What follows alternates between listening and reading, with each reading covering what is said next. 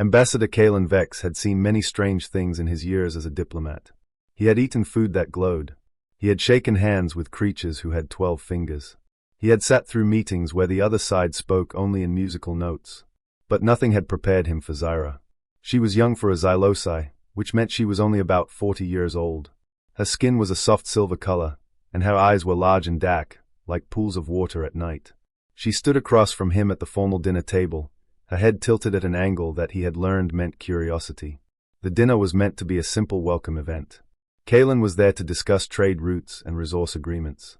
The Xylosi were logical to a fault. They did not lie. They did not exaggerate. They simply stated facts and expected others to do the same. Kalen respected that about them. What he did not expect was for the conversation to turn to human biology. Zyra worked as a xenobiologist.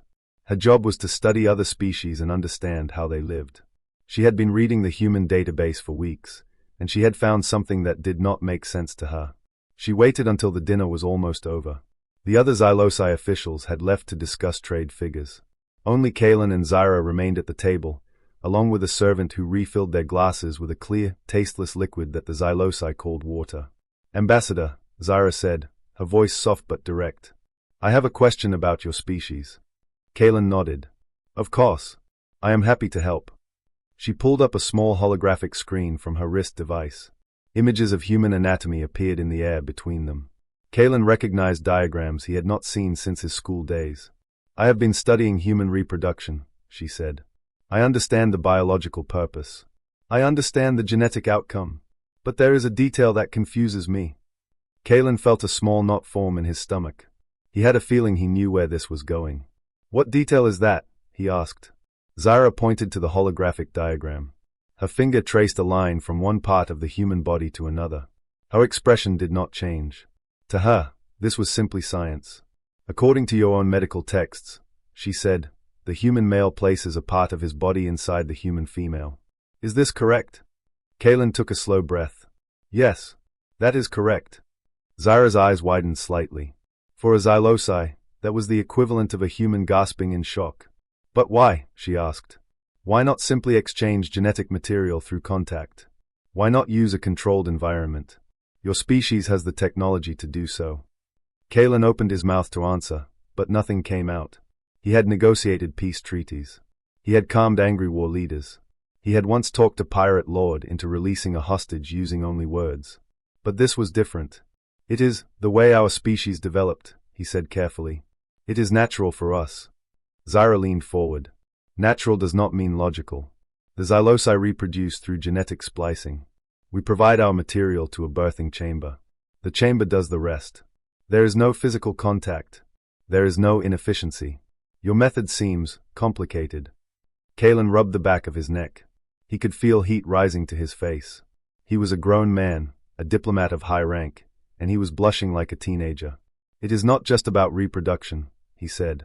"There is also bonding, emotional connection. For humans, the act is tied to feelings of love and trust." Zyra's head tilted further. "Love? Trust? Those are emotional constructs. They are not efficient." "No," Kalen agreed. "They are not efficient. But they are important to us." She stared at him for a long moment.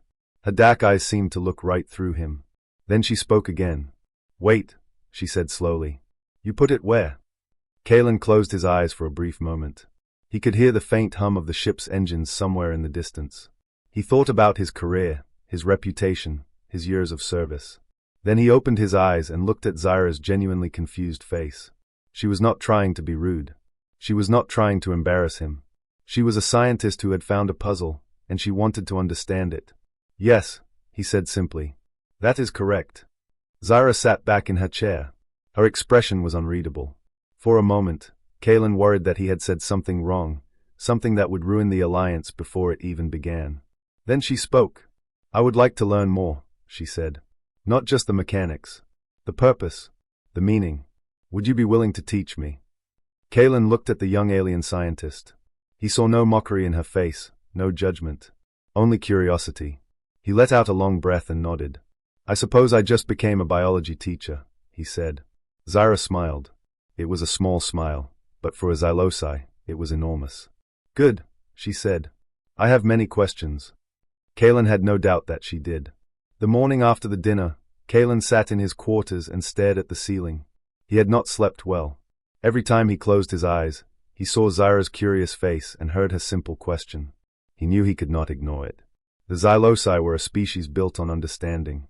If they found gaps in their knowledge, they filled them. If he refused to help, they would find answers elsewhere, and those answers might come from sources less careful than him. So he did something that no human diplomat had ever done before. He requested a cultural exchange seminar. The request went through official channels. It was reviewed by 3 committees. It was debated for 6 hours.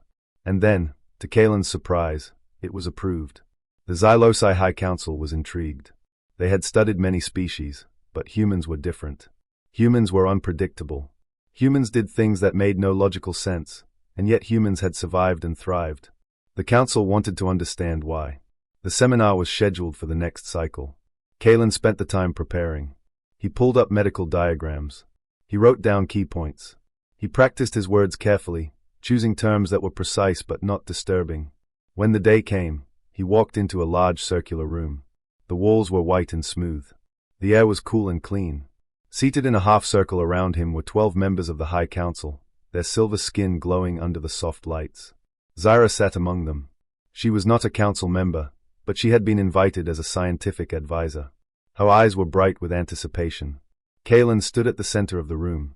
He activated his holographic projector, and a human body appeared in the air beside him.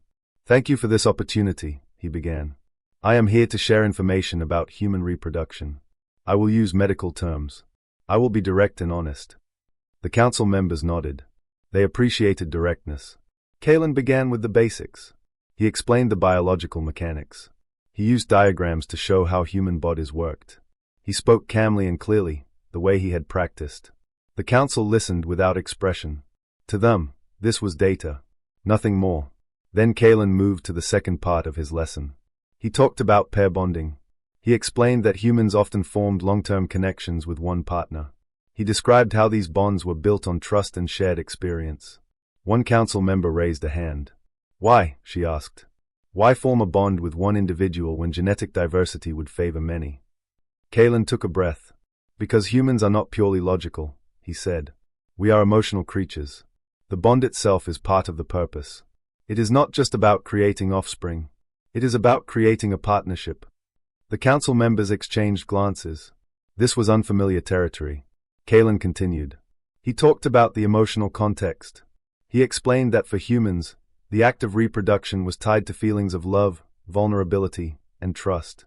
He described how humans built families around these connections. He spoke about art, poetry, music, all things that came from the depth of human emotion. When he finished, the room was silent. Then Zyra spoke. "This is horrifying," she said. Kalen's heart sank. But Zyra was not finished. "It is horrifying," she continued, "and also fascinating. To give so much of yourself to another person. To be so vulnerable. To trust so completely. We Xylosi do not do these things. We have never done these things." She turned to face the council.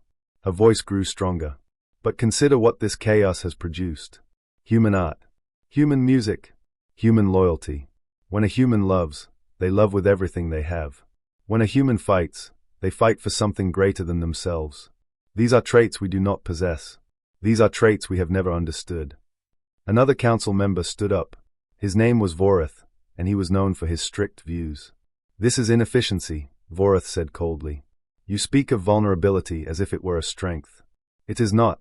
It is a weakness. To depend on another for emotional survival is to invite disaster. These humans are unstable. Dangerous."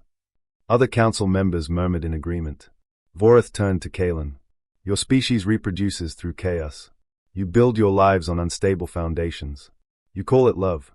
We call it a liability." Kalen felt anger rise in his chest, but he kept his voice calm. "And yet," he said, "humans have survived. Humans have thrived. When disaster comes, humans do not run. We hold. We fight. We protect the ones we love. That is not a weakness. That is strength." Vorith's eyes narrowed. Strength? Or desperation? Zyra stood up. Her voice cut through the tension. "I have studied 8 to 7 species in my career," she said. "The ones that survive the longest are not the most efficient. They are the ones that protect each other, the ones that form bonds, the ones that fight for something beyond survival. She looked at Vorath. Humans have this in abundance. Perhaps their chaotic origins are the reason why. The room fell into heated debate. Some council members agreed with Vorath. Others found Zyra's argument compelling. Voices rose. Arguments crossed the table. Kalen stood at the center, watching it all unfold. He had come to give a biology lesson. Now his words had started a war of ideas. And somewhere in the middle of it all, he realized that his diplomatic status was no longer secure. The council was divided, and Kalen was at the center of the divide. The leak happened 3 days after the seminar. Kalen never found out who sent the diplomatic memo to the wider galaxy. It did not matter. Once the information was out, it spread faster than light. Every species with access to the Galactic communication network suddenly knew about the human anatomy lesson. The reactions came quickly. The Kathar were an avian species with rigid social structures. Their leader, a tall bird-like creature with sharp golden eyes, issued a public statement within hours. Humans glorify biological inefficiency, she said, her voice cold and precise. They take the most basic function of life and turn it into something chaotic. This is not civilization. This is disorder. Her words were broadcast across 100 systems. Many species nodded in agreement. The Kathar were respected for their order and discipline. If they called humans inefficient, perhaps it was true. But not everyone agreed. The Hive Collective was something else entirely. They were a species of linked minds, billions of individuals sharing one consciousness. They had no individuality. They had no emotion. They had existed for thousands of years in perfect, unchanging calm. And they were bored. The collective sent a message to Xylos Prime. It was simple and direct. We wish to study human pair bonding. This concept of two individuals forming an exclusive emotional connection is unknown to us. Perhaps it holds the key to our apathy. Kalen read the message 3 times. He did not know whether to feel honored or terrified. The Hive Collective had never shown interest in anything before. Now they wanted to study humans like insects under glass. Then came the worst reaction. The Vaughn Empire was humanity's oldest rival. They had fought 3 wars with humans over the past century. Their propaganda machine was fast and ruthless. Within a week, the Vaughn were broadcasting across the galaxy. Humans are unstable primitives, the Vaughn ambassador declared. Look at how they reproduce. Look at their chaos. Look at their emotional weakness. These are not a species to trust. These are animals pretending to be civilized. The broadcasts showed edited versions of Kalen's diagrams. They played clips of his seminar out of context. They painted humans as dangerous, unpredictable, and unfit for galactic leadership. Kalen watched the broadcasts from his quarters. His hands were clenched into fists. He wanted to respond. He wanted to fight back. But he knew that anger would only prove the Vaughn right. So he waited. Back on Xylos Prime, Zyra was not waiting. She was working. She locked herself in her research lab for 3 days. She pulled up every piece of human history she could find. She studied human wars, human art, human music, human survival stories. She looked at the worst moments in human history and the best moments. Then she wrote a paper. She called it the Chaos Paradox, How Inefficiency Forged the Galaxy's Most Resilient Species. The paper was published on the Galactic Scientific Network. It spread faster than the original leak. Zyra's argument was simple. She wrote that human reproduction was indeed chaotic. It was messy. It was emotional. It was inefficient by any logical measure. But that chaos was not a weakness. It was a school. She wrote about human adaptability. Because humans were born from unpredictable connections, they learned to handle unpredictable situations. A species that could survive a bad relationship could survive a bad treaty. She wrote about human empathy. Because humans had to understand another person's feelings to form bonds, they became skilled at reading emotions. This made them excellent negotiators, allies, and friends. She wrote about human loyalty. Because humans chose their partners based on emotion rather than logic, they fought harder to protect those they loved. A human soldier did not fight for a flag. A human soldier fought for the person waiting at home. She ended the paper with a bold statement. The galaxy has been saved by humans 7 times in the past century. 7 times, when efficiency failed, chaos succeeded. The Kathar's order could not stop the Phaeton plague. The Hive Collective's unity could not break the siege of Andromeda. But humans did. They did it with emotion. They did it with stubbornness. They did it with love. She paused before the final sentence. Do not mistake chaos for weakness. It is the forge where strength is made. The paper caused an explosion. Scientists debated it. Politicians condemned it. Young Xylosi read it in secret and felt something strange stirring in their chests. Kalen sat in his quarters and read the paper from start to finish. When he was done, he leaned back in his chair and closed his eyes. A simple biology lesson had become a firestorm. A question from a curious young scientist had become a galactic debate. He thought about Zyra's words. He thought about human history. He thought about all the times his species had been called weak, only to prove everyone wrong. Then he opened his eyes and smiled. The firestorm was just beginning. And for the first time in days, Kalen felt ready for it. The summons came at dawn. Kalen had expected it. After the leak, after the paper, after the galaxy began to argue about humanity's very nature, the council could not ignore him any longer. He was the source of the storm. They wanted to contain him. The charges were read in the great hall. 12 council members sat in a half-circle above him. Their silver faces showed no emotion. Their voices were cold and measured. Ambassador Kalen Vex, the lead council member, said, "You are accused of cultural destabilization. Your seminar has caused unrest among our people. Your words have spread confusion across the galaxy. What do you say in your defense?" Kalen stood alone in the center of the room. He had no lawyer. He had no advocate. The Xylosi legal system did not work that way. A person spoke for themselves, or they did not speak at all. But then a door opened behind him. "I will act as his cultural advocate," a voice said. Kalen turned. Zyra walked into the hall with her head held high. She was wearing formal scientific robes, her silver skin polished to a soft shine. Her dark eyes were steady. The council members exchanged glances. This was unusual. A junior scientist speaking for a foreign diplomat. It had never happened before. "The request is unusual," the lead council member said. "But it is not forbidden. You may proceed." Zyra stood beside Kalen. She did not look at him. Her eyes were fixed on the council. "This hearing is not about cultural destabilization," she said. "It is about fear. You are afraid because Ambassador Kalen showed you something you cannot control. You are afraid because he made you feel something you do not understand." One council member shifted in his seat. Vorath, the same one who had called humans unstable, leaned forward. "You speak of fear," Vorath said. "But we speak of order. Your species has existed for thousands of years without chaos. Now a human comes and fills our young with strange ideas. Is that not destabilization?" Zyra opened her mouth to respond, but Kalen stepped forward. "May I speak?" he asked. The lead council member nodded. Kalen turned to face the 12 judges. He did not bow. He did not apologize. He stood straight and spoke from his chest. "I will not say I am sorry," he began. "I came here to answer a question. A young scientist asked me how humans reproduce. I told her the truth. If that is a crime, then I am guilty." Vorath smiled coldly. "Then you admit to." "I am not finished," Kalen said. The room went silent. Kalen took a breath. He thought about human history. He thought about all the moments that had shaped his species. Then he began to speak. "You see our reproduction as chaos," he said. "And you are right. It is chaos. But you do not understand why that matters." He started walking slowly across the room. His footsteps echoed on the smooth floor.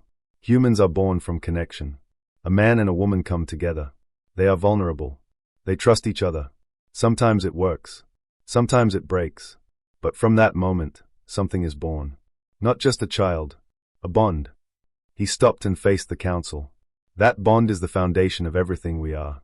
When a human creates art, they are expressing the feelings they learned from their first bonds. When a human writes music, they are singing about love and loss and hope. When a human makes a sacrifice, they are doing it for someone they love. He thought about Earth. He thought about its long, painful history. Humans have faced extinction more times than I can count. We have had wars that burned our cities to ash. We have had diseases that killed millions. We have had disasters that should have ended us. He paused. But we survived. Do you know why? The council did not answer. We survived because individuals chose to protect each other against all logic. A mother carried her child through a war zone. A soldier threw himself on a bomb to save his friends. A stranger gave food to a hungry family even when he had nothing left. Kalen's voice grew stronger. Efficiency would say run. Efficiency would say save yourself. But humans do not run. We hold. We fight. We love. And that love is born from the same chaos you call destabilization. He looked at Vorath. He looked at each council member one by one. You asked where we put our future. We put it in each other. Messy. Illogical. Terrifying. He spread his hands. And that is why we are still here. The room was silent.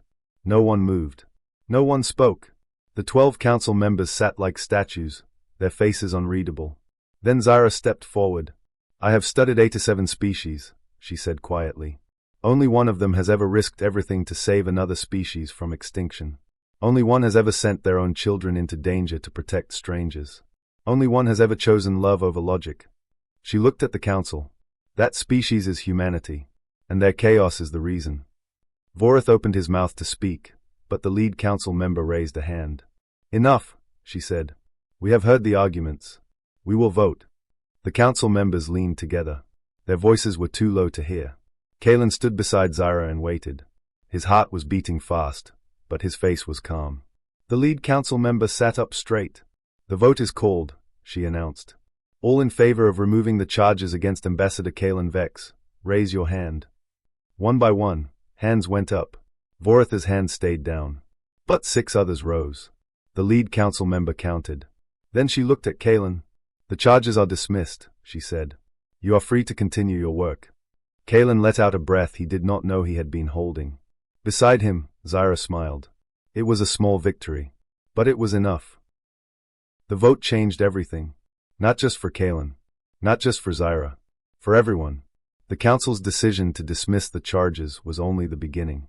In the days that followed, something unexpected happened. The council kept talking. They kept debating. And slowly, their fear began to turn into something else. Curiosity. Vorath was the one who surprised everyone. He had been the loudest voice against Kalen. He had called humans unstable and dangerous. But after the hearing, he came to Kalen's quarters with a strange look on his face. You spoke of sacrifice, Vorath said quietly. Of a mother carrying a child through war. Is that true? Kalen nodded. It is. Many times over. Vorath was silent for a long moment. Then he said something that no Xylosai had ever said before. I want to understand. That was the moment the new program was born. The council voted unanimously. They called it the exchange of foundational truths. The idea was simple. Species across the galaxy would share their most intimate biological and cultural practices without judgment. No shame. No mockery. Just understanding. And Zyra was appointed as the first Xylosai director. She stood before the council when they announced it. Her silver face was calm, but her eyes were bright. She was young for the position. Some said too young. But no one could deny what she had done. She had asked one simple question. And that question had changed the galaxy. You have done well, the lead council member told her. This program would not exist without your curiosity. Zyra bowed her head. Curiosity is the beginning of understanding. That is what I have learned. Kalen watched from the back of the room. He felt something warm in his chest. Pride, he realized. He was proud of her. Weeks passed. The exchange program launched across the galaxy. At first, species were hesitant. No one wanted to be the first to share their secrets. No one wanted to be laughed at. But then something remarkable happened. The Kthar, the rigid avian species who had called humans inefficient, sent a message. They wanted to share the story of their mating dances. They described how their males would spend weeks building intricate patterns in the sky, flying in perfect formation to impress a partner. It was beautiful. It was strange. And it was nothing like human reproduction. The galaxy watched and listened. No one laughed. Then the Hive Collective sent their contribution. They explained how their species had once been individuals, millions of years ago. They had given up their individuality for unity. But now, after studying human pair bonding, they were considering something new. Small experiments, they called it, allowing tiny fragments of individuality to return. The galaxy watched in wonder. The Hive Collective had never changed before. Never. Then came the Vorn Empire, humanity's oldest rival. They had called humans unstable primitives. They had spread propaganda across 100 systems. Now they sent a message of their own. It was short. It was simple. It said only this: we have watched. We have learned. Perhaps we were wrong. Kalen read the message 3 times. He showed it to Zyra. She read it once and smiled. Change, she said. It happens slowly. But it happens. One evening, Kalen and Zyra sat together in a small viewing room overlooking the capital city. A galactic news broadcast played on the screen before them. One by one, species appeared on the screen. They shared their origins, their strange practices, their secrets. A species of underwater beings explained how they communicated through changing colors on their skin. A species of rock-like creatures explained how they reproduced by splitting apart, each half becoming a new individual. A species of gas clouds explained how they had no fixed form at all, drifting through their atmosphere for thousands of years before finding a partner to merge with. Each story was different. Each story was strange. And each story was met with respect. Kalen leaned back in his chair. A year ago, none of this would have been possible. They would have hidden these things. They would have been ashamed. Zyra tilted her head. What changed? Kalen smiled. A young scientist asked a question, and an old diplomat gave an honest answer. Zyra was quiet for a moment. Then she turned to face him. Her dark eyes were curious, just like they had been on that first night. So, she said slowly, about that dating concept. I've been reading more human texts. Is it true that humans often begin with a shared beverage called coffee? Kalen laughed. It was a real laugh, deep and warm. He had not laughed like that in months. Coffee, he repeated. Yes, that is true. Two people sit together. They talk. They learn about each other. Sometimes it leads to something more. Sometimes it leads nowhere. Zyra nodded seriously. And what is the purpose of this ritual? Kalen thought about it. To see if two people fit. To see if there is something worth building. Zyra looked at the screen where another species was sharing their story. Then she looked back at Kalen. I would like to try this coffee, she said. For scientific purposes, of course. Kalen grinned. Of course. For science. The broadcast continued behind them, but neither of them was watching anymore. They sat together in the quiet, two species from different worlds, sharing a moment that needed no explanation. Later that night, the Galactic News Network aired a special segment. They had collected messages from across the galaxy about the exchange program. And somewhere in the depths of the network, a new meme had appeared. It was a picture of Kalen's holographic diagram from the first seminar. But someone had added words to it. The words spread faster than any diplomatic memo ever had. Humans, born in chaos, built for glory. The message scrolled across screens in 1,000 systems. Some species laughed. Some species nodded. Some species simply saved the image and thought about it later. But no one denied it. Because it was true.